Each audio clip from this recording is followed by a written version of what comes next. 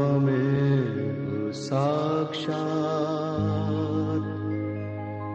श्री महालक्ष्मी महासरस्वती महाकाली त्रिगुणात्मिका कुंडलिनी साक्षात् श्री आदिशक्ति माताजी श्री निर्मला देव्यै नमो नमः। ॐ त्वमेव साक्षात् श्री कल्की साक्षात् श्री आदिशक्ति माताजी श्री निर्मला देव्यै नमो नमः। ॐ त्वमेव साक्षात् श्री कल्की साक्षात् श्री सहस्रार स्वामिनी मोक्ष प्रदायिनी माताजी श्री निर्मला देव्यै नमो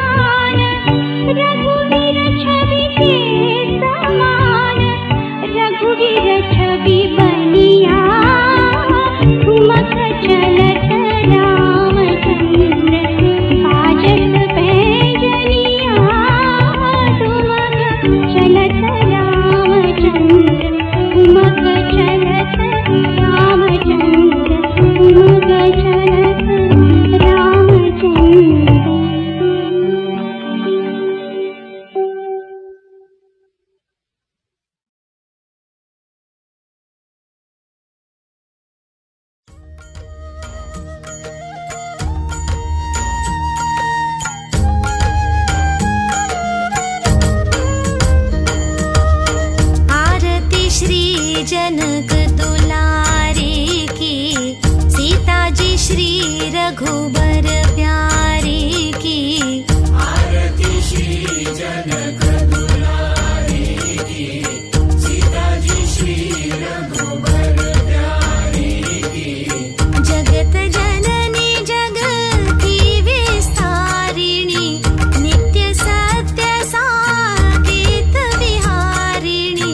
जगत जननी जगत की विस्तारिणी, नित्य सत्य साकेत विहारिणी। परम दयामयी दीनोद्धारिणी, सिया मैया भक्तन हितकारी की। आरती श्री जनक दुलारे की।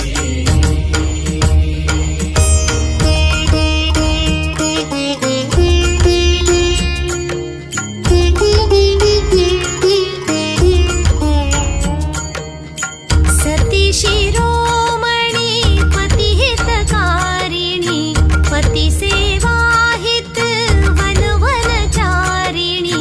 सती शिरोमणि पति हितकारिणी, पति सेवा हित वन वनचारिणी। पति हित पति वियोग स्वीकारिणी, त्याग धर्म मूर्ति धारी की। आरती श्री जनक दुलारे की।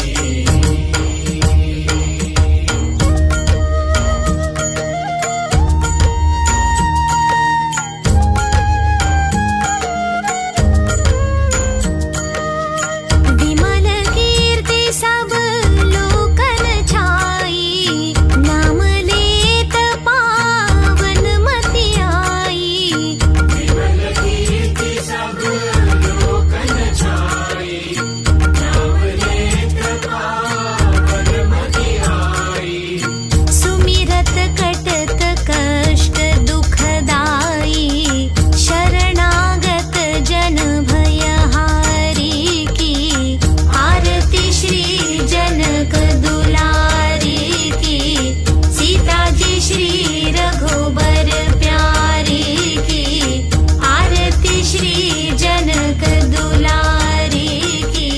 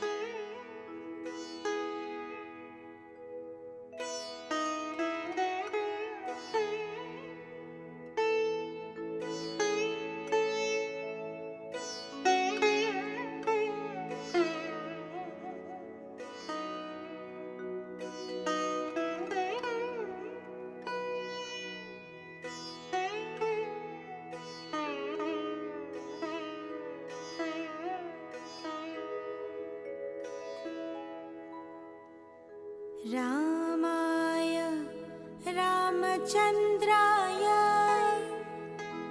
रामचन्द्राय वेधसे,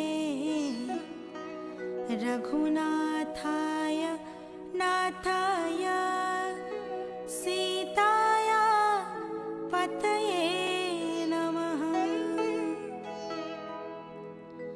माता रामो मतिप्ता रामचन्द्र, स्वामी रामो मत्सखा रामचन्द्रः।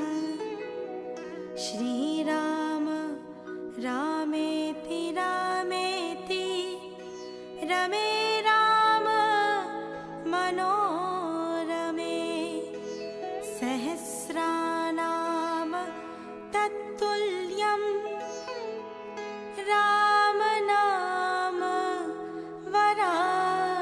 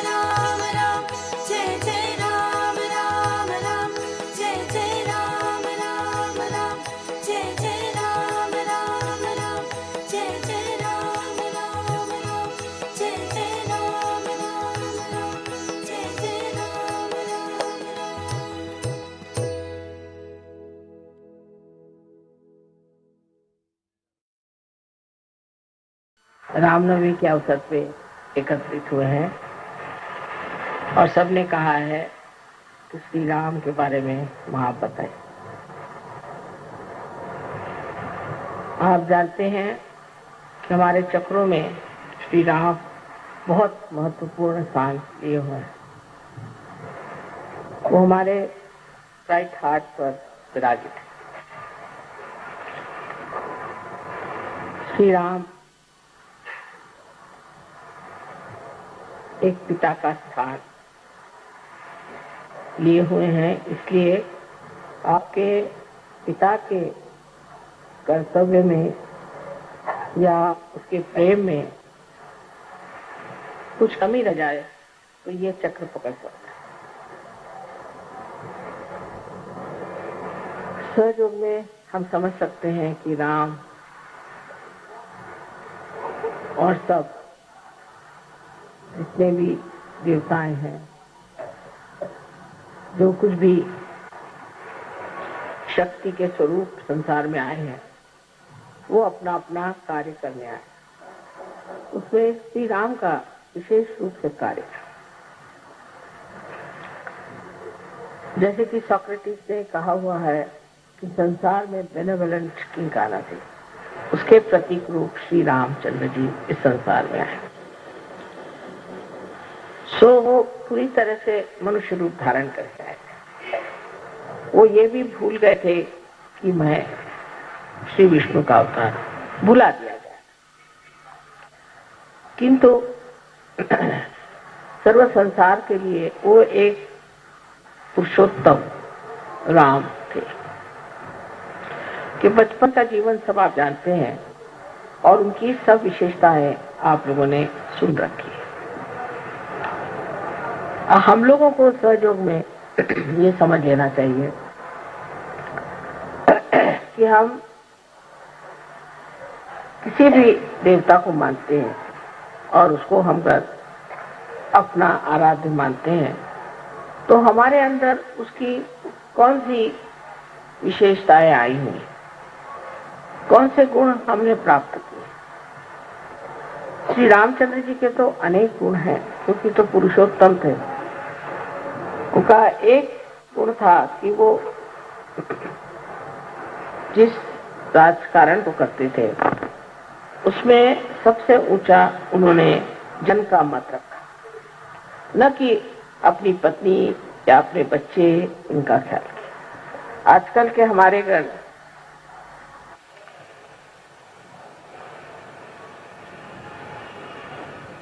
राजकीय लोग, पॉलिटिशियंस इस चीज को समझ लें तो उनसे स्वार्थ ही निकल जाए, वो निस्वार्थ हो जाए, धर्मपरायण हो जाए। किंतु श्री राम की जो प्रतिमा है वही आज तक किसी ने भी अपनाने का प्रयत्न नहीं किया। उल्टे उनके भजन जरूर गाएंगे, उनके नाम से बहुत बड़े बड़े ऑर्गेनाइजेशन बने हैं, राम मंदिर बनाएंगे, लेकिन ये सब बना लेने से क्या श्री राम आपके अंदर प्रवेश कर सकते हैं? क्या आपके जीवन में उनका प्रकाश आ सकता है या नहीं? ये सिर्फ सहयोगी ही कर सकते कि अपने अंदर बसे हुए श्री राम को अपने चित्त के प्रकाश में लाए। वो अत्यंत निरपेक्ष थे। ऐसे तो सभी देवता लोग किसी भी पाप पुण्य से रहित होते।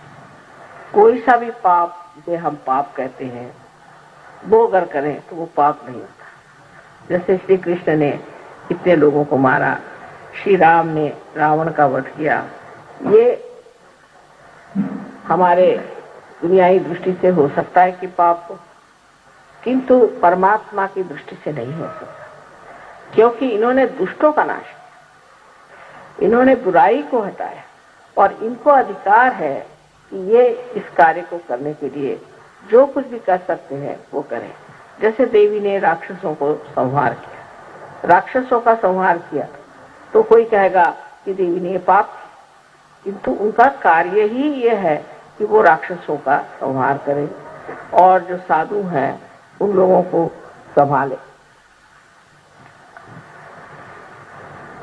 श्री रामचंद्र जी के जीवन में एक अहिल्योद्धार बहुत बड़ी चीज है। उन्होंने अहिल्या का उद्धार किया क्योंकि उसके पति ने उसे शापित कर दिया था। उस जमाने में भी कोई स्त्री अगर किसी भी तरह से वाम मार्ग में चली जाती थी तो उसका पति अगर साधु हो और उसकी स्थिति अगर ऊंची हो तो उसे शापित कर देता था। किंतु अहिल्या पे झूठा ही उन्होंने आरोप लगाया था, इल्जाम लगाया था, और इस तरह से उसको भी उन्होंने पत्थर बना दिया। तो श्री राम ने उस अहिल्या का भी उद्धार कर दिया। विशेषकर उनकी जो पत्नी के प्रति प्रेम की, एक पत्नी व्रत के प्रति जो एक उनका व्रत था वो बहुत समझ में रहा है। हालांकि वो जानते थे कि सीता जी महालक्ष्मी स्वरूपा है, वो स्वयं देवी है, किंतु मनुष्य के रूप उन्होंने अपने पत्नी के सिवाय किसी और स्त्री के तरफ आंख उठा करके भी नहीं थी। जब हम राम की बात करते हैं तो हमारे अंदर जो पतित्व है वो भी हमारा स्वच्छ होना चाहिए। अगर कोई स्त्री श्री राम के बारे में सोचती है तो उसको भी अपने पति के प्रति वैसी ही श्रद्धा होनी चाहिए जैसे सीता जी को अपने पति के प्रति थी, और उसी प्रकार पति को भी श्री राम जैसे एक पत्नी व्रत होना चाहिए। सहयोग में ये बात कठिन नहीं, स्त्री का मान रखना चाहिए, अपने पत्नी को मान से रखना चाहिए। और हालांकि रावण उनको उठा ले गए थे तो भी श्री राम ने ये कर्तव्य समझा कि सीता जी को वहां से छुड़ा कर लाए, और लोकनंदा के लिए जनमत को रखने कितना उनमें संतुलन था।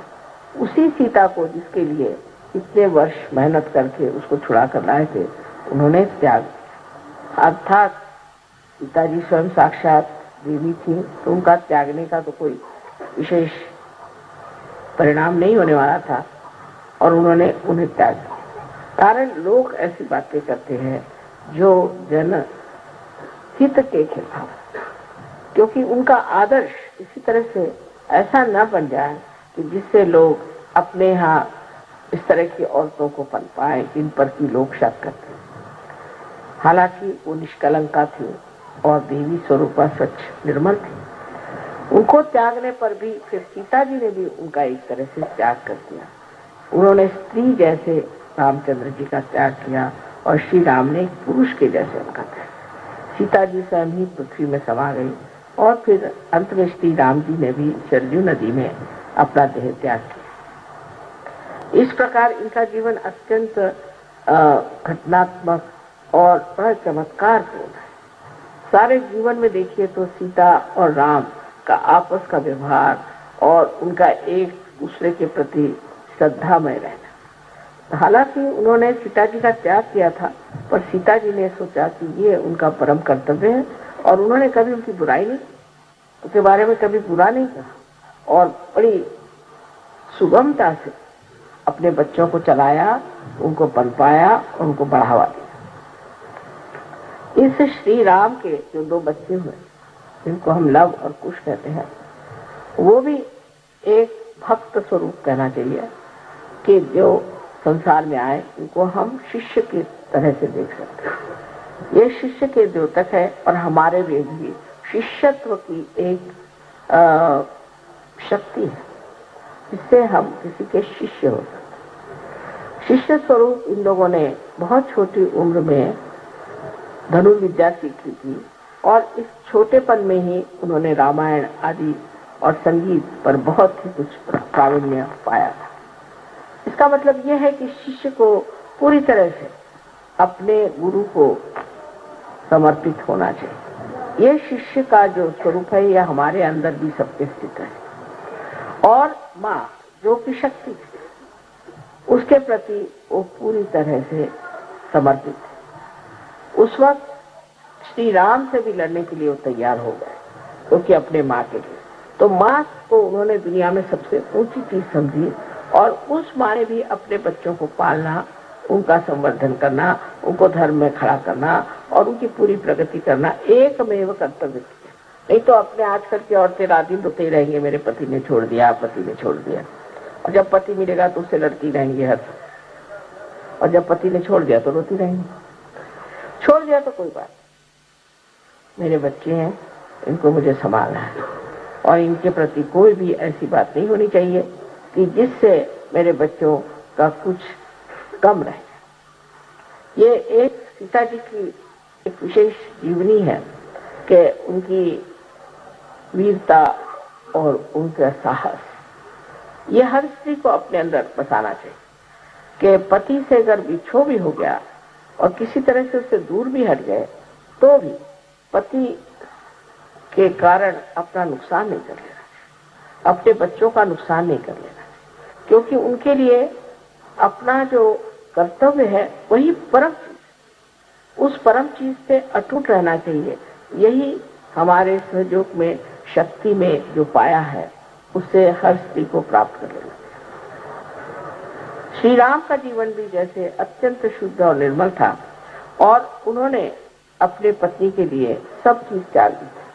जब से उनकी पत्नी वनवास में रह गई, या जब उन्हें अकेला रहना पड़ा और जब उन्होंने उसका त्याग कर दिया, तो उन्होंने भी दुनिया के जितने भी आराम थे उन्हें छोड़ दिया। उसके लिए आप जानते हैं कि वो कुश पे सोते थे, जमीन पर सोते थे, और बगैर कुछ पैर में पहने हुए, और बहुत साधु पुरुष जैसे कपड़े पहन के घूमते। ये जो है ये कहानियां नहीं, ये सत्य है।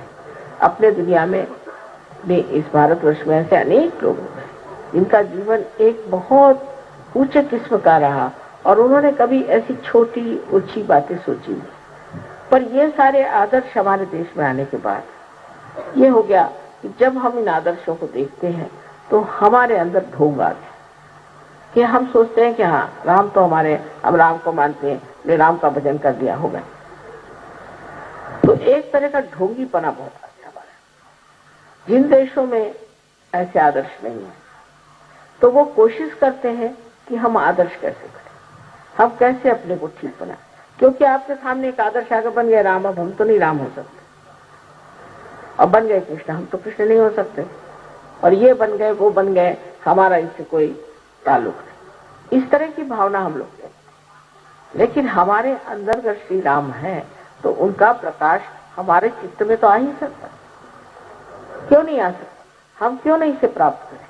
हम उस स्थिति को जानने क्यों नहीं कोशिश करें जिस स्थिति में श्री राम इस संसार में आए।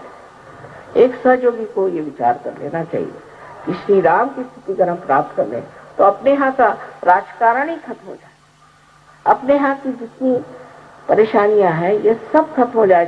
जिस दिन सहयोगी ये अपने मन में ठान ले कि हम रामचंद्र जी जैसे अपने देश में जहां वो राज्य करते थे उसका बिल्कुल निरीक्ष भाव से, विदेह रूप से वो लालन पालन करते, और सब तरह की अच्छाइयां लोग में आए, उनमें धर्म आ जाए, पहली चीज उनके अंदर शिक्षा हो जाए, उनकी उन्नति हो जाए, उनके अंदर महान आदर्शों की स्थापना हो।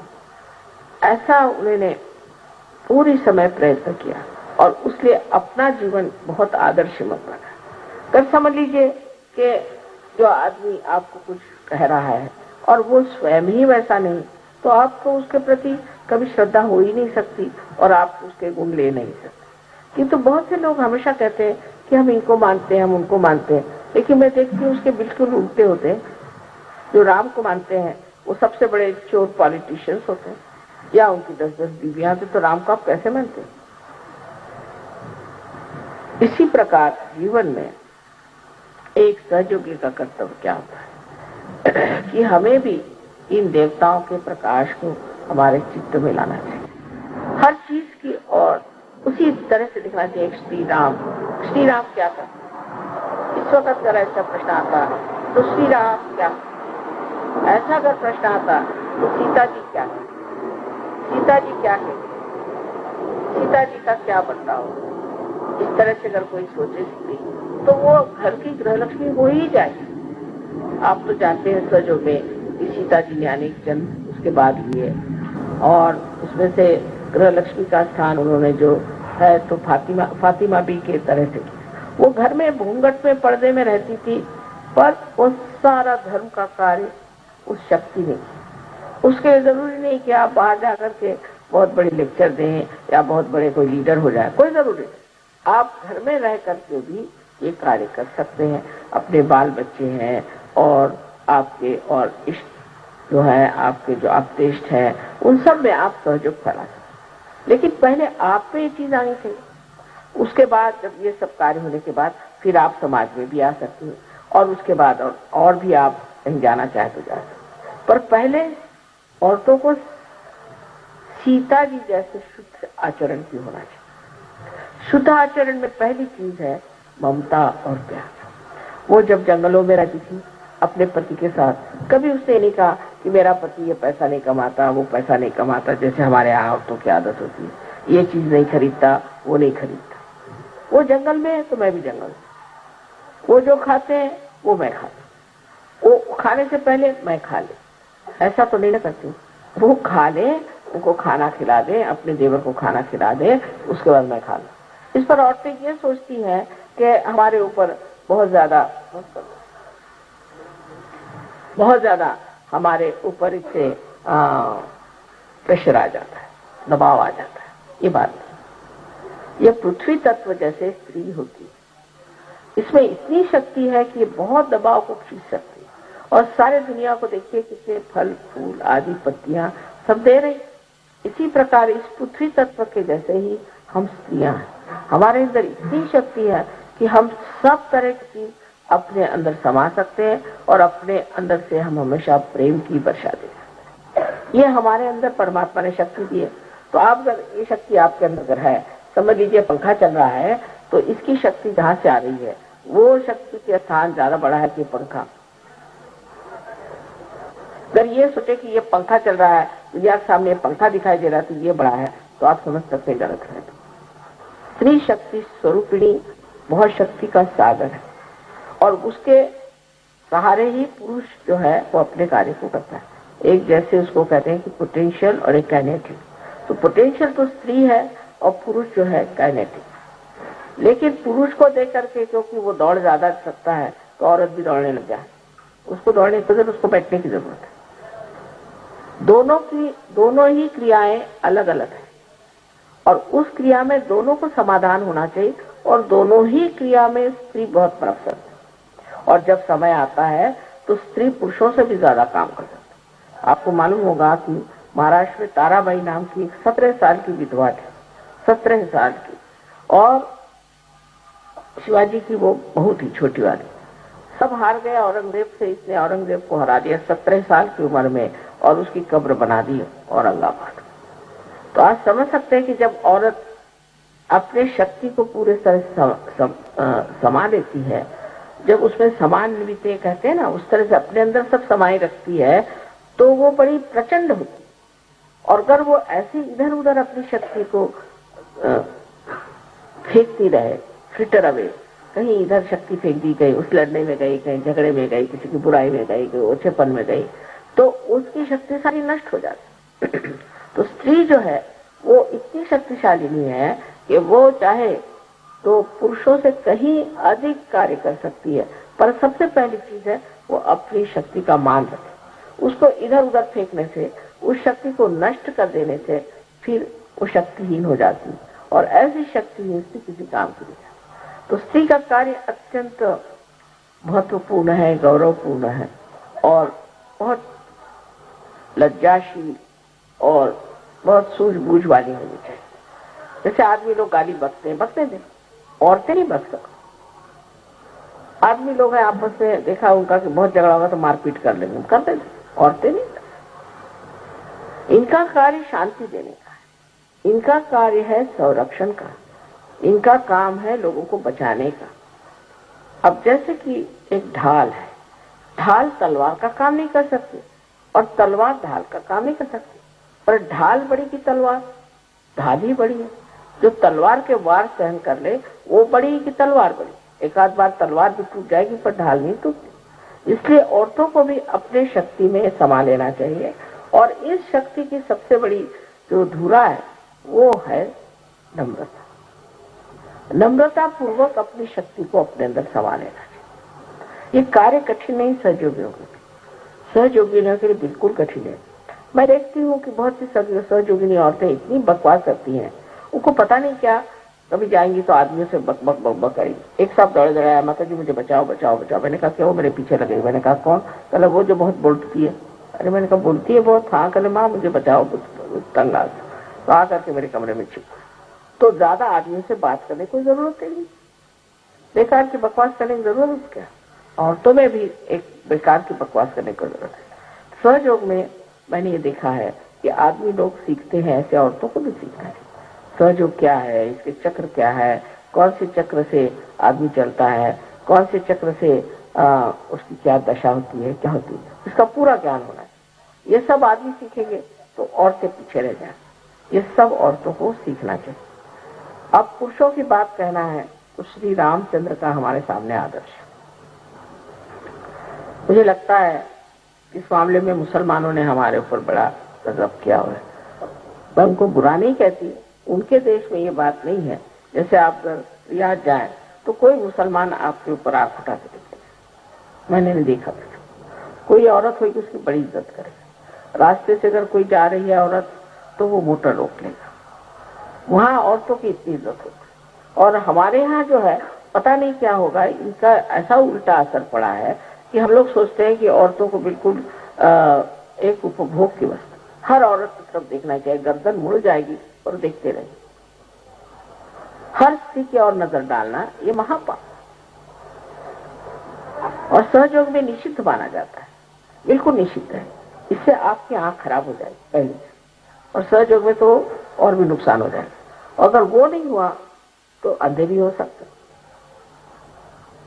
कभी कभी मैं देखती हूँ कि लोगों की आंख वैसे कट कट कट कट घूमती रहती, बात एक से करते रहेंगे और आंख घुमाते रहेंगे। अब औरतें भी सीख रही हैं। इससे सबसे बड़ा जो नुकसान होता है वो आपका चित्त है। आपका जो चित्त है वो इधर उधर चल विचल हो रहा है। वो चित्त अगर चल विचल होगा तो आत्म साक्षात्कार का क्या फायदा होगा?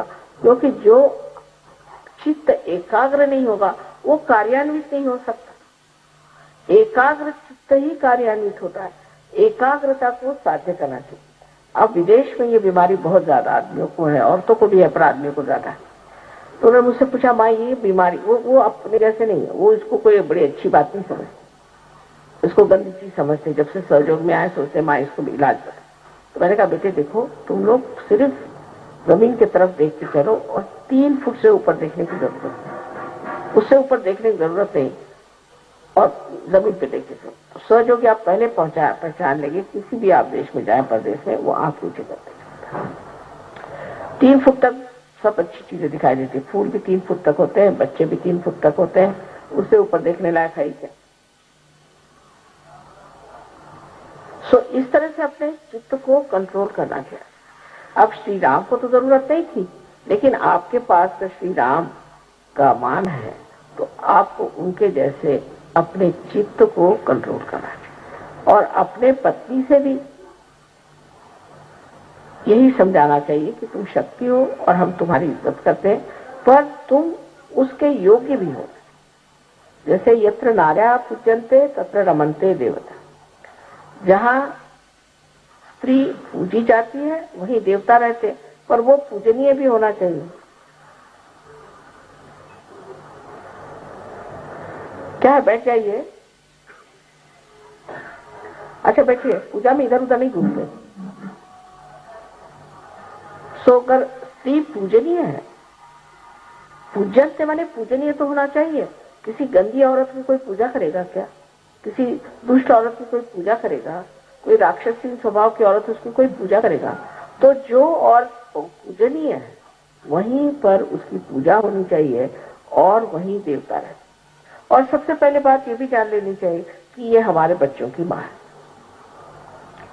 अगर पति अपने औरत पे बच्चों के सामने डांटना फटकारना शुरू कर दे, उसकी कोई इज्जत ना रखे, तो कभी भी बच्चे उसका मान नहीं करें। तो इस तरह से जैसे समझ लीजिए कि एक प्राइम मिनिस्टर है, डिप्टी प्राइम मिनिस्टर है। स्त्री को भी पति का कभी भी अपमान नहीं करना चाहिए। तो प्राइम मिनिस्टर से डिप्टी मिनिस्टर पे प्राइम मिनिस्टर पे वो सत्ता आती है, फिर वो सत्ता बच्चों में भी आती है। पर अगर आप दोनों भी इस तरह के हों कि जिनको ये अंदाज ही नहीं, औरत चाहती कि मेरा चले, आदमी चाहते मेरा चले, आदमियों को चलाना अगर औरत को आ जाए तो कभी झगड़ा ना हो। लेकिन ये समझ लेना चाहिए कि आदमी को चलाना बहुत ही आसान है, क्योंकि बिल्कुल बच्चों जैसे होते हैं, उनको चलाना बहुत ही आसान। उनका स्वभाव बच्चों जैसा होता है, भोले भाले होते हैं। उनको बेकार की बातों से परेशान करने से आप चला नहीं सकते, लेकिन उनको भी एक बच्चों जैसे माफ कर दिया जाए। अब बाहर जाते हैं, सबसे लड़ाई झगड़ा करते हैं, आफत उनकी रहती है। घर में आके बीवी पे नहीं बिगड़ेंगे तो बाहर वालों पे बिगड़ेंगे, तो मार खाएंगे। चलो बीवी बिगड़ गए, चलो छोड़ो, क्या है। इस तरह की जब तक स्त्री की भावना पति की तरफ नहीं होगी, तब तक आपस में सामंजस्य नहीं आ सकता, प्यार नहीं आ सकता। लेकिन पति को भी चाहिए कि अपने पत्नी को क्या चाहिए क्या नहीं चाहिए इसका विचार। लेकिन ये नहीं कि आप पत्नी है, वो कुछ गलत बात बताए, कोई गलत सलाह दे, उस पर जरूर पति को कहना चाहिए ये गलत है, ये नहीं मैं करने वाला, ये झूठी बात है, ये मैं नहीं करना। लेकिन छोटी छोटी बातों पर झगड़ा करने की कोई जरूरत नहीं। और छोटी छोटी बातों को झगड़ा करना सहयोगियों को बिल्कुल नहीं शोभा देता। और मुझे बड़ा आश्चर्य होता है कि सहयोगी भी आपस में लड़ते रहते हैं और मुझे आकर बताते हैं कि मेरी बीबी ऐसे, तो बता मेरा हस्बैंड। वही कर दो आदमी दुनिया में सहयोगी प्रेम से नहीं रह सकते। ये सारे संसार को मैं कह रही हूँ कि हमको सबको प्रेम से रहना है, तो हम सब कैसे प्रेम से रहेंगे बताओ। ऐसी झगड़ा अगर होता रहा तो किस तरह से हो सकता। तो पहली चीज है कि पति को पूरी तरह से एक, जिसे कहते हैं कि पत्नी के प्रति जागरूक रहना चाहिए और ये जान लेना चाहिए कि सारे संसार की औरतें जो हैं आपके लिए माँ बहन के बराबर।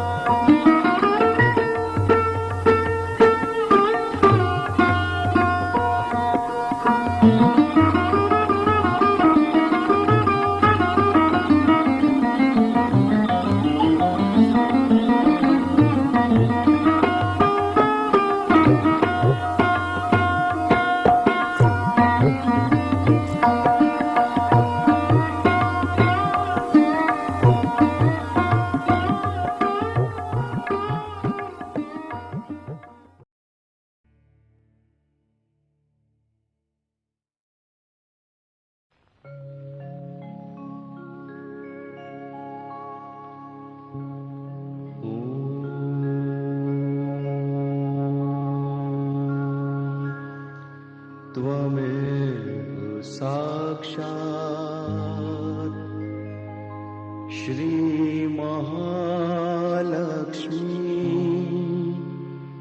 महासरस्वती महाकाली त्रिगुणात्मिका कुण्डलिनी साक्षात् श्री आदिशक्ति माताजी श्री निर्मला देव्यै नमो नमः। ॐ त्वमेव साक्षात् श्री कल्की साक्षात् श्री आदिशक्ति माताजी श्री निर्मला देव्यै नमो नमः। ॐ त्वमेव साक्षात् श्री कल्की साक्षात् श्री सहस्रार स्वामिनी मोक्ष प्रदायिनी माताजी श्री